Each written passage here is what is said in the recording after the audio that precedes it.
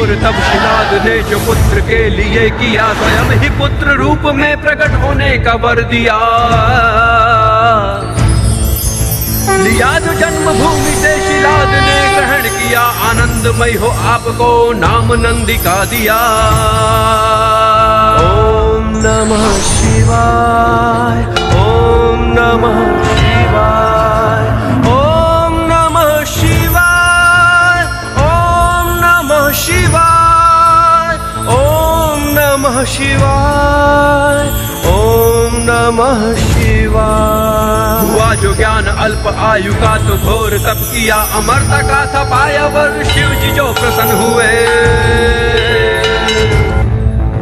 अडिग हो अपने लक्ष्य से, मृत्युमय से मुक्त हो, अधिपति गणों के बन के आज भी नियुक्त हो। ओम नमः शिवाय।